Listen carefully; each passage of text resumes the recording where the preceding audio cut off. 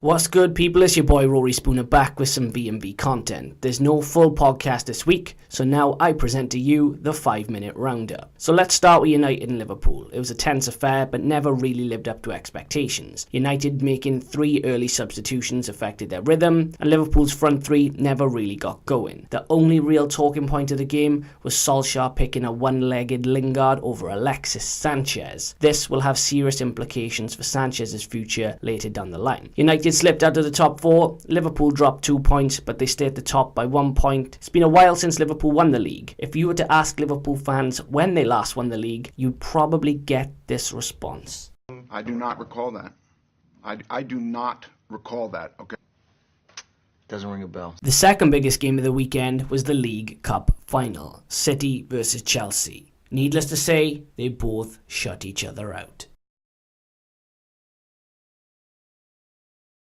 The highlight of the game was Kepa refusing to come off the pitch. Here's a quick video of how Sarri beat Kepa after the game in the changing room. City march on and pick up the first domestic trophy of the season. No doubt this will be a timely boost for a side that's still fighting on all 4 fronts and is currently going for a quadruple. In other news, Spurs lost to Burnley and Poch blew a fuse at Mike Dean. When he saw the corner given, Poch's first reaction was, "Hold up. Wait a minute, something ain't right." That disappointing result leaves Spurs 6 points off the top behind Liverpool and with a bit of a mountain to climb. Burnley move up to 30 points and they're starting to look more and more safe by the week. So shout out to Burnley for doing their thing. Elsewhere, there were wins for Watford, West Ham, Newcastle, Palace and Arsenal. Duly noted that Bournemouth and Wolves also drew. Now Arsenal, even after a topsy-turvy season, have crept into the top 4 and they're looking to stay there. Claude Puel has also parted ways with Leicester, and needless to say, most Leicester fans won't shed a tear now that he's gone. Brendan Rodgers is favourite in the short term to get the job, but it's hard to really pinpoint anybody in particular to take over. Tackle of the weekend? Well, that goes to Tommy Smith of Huddersfield. For copyright purposes, we haven't got a video of him smashing Almiron, so here's an artist's impression. Oh, shit.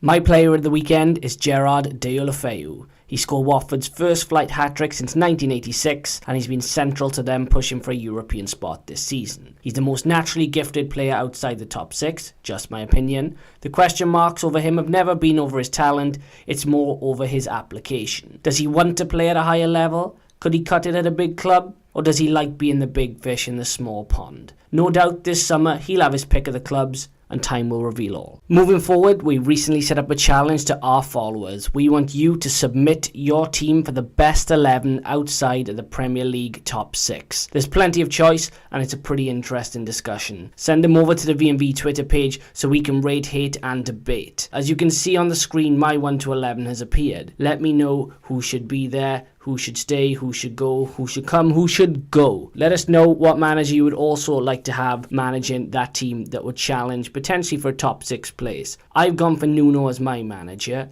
Rui Patricio is in goals, Wan-Bissaka is my right back with Ake and Maguire at centre back. Chilwell takes up the left back spot. In midfield, it was a pretty tough one. There's a lot of choice. Players like Sigurdsson had missed out. I've gone for Zaha, Neves, Maddison and Felipe Anderson. It's a pretty attacking 4. Up top again is no different. There's plenty of choice. But I've gone for Deulofeu and Callum Wilson. So this has been the 5-minute roundup, people. As per the opening credits, make sure that you're following us on all the social media platforms. Hit subscribe on the YouTube channel, tell a friend to tell a friend. Don't forget to like all the videos and hit the notification bell. You hit that notification bell, as soon as we upload content, it comes directly to your device. Anything that I haven't brought up in this video and you want me to discuss it, just let me know. We can chop it up on Twitter. Potentially we can use it in another episode as well. Normal service will resume next week. Me and James Beck will be back and we should have episode 33 good to go. In the meanwhile though, thanks again for watching and taking the time to get us over 1,000 plays. We really appreciate it. Next stop's 1,000,000. Take care people. Ciao.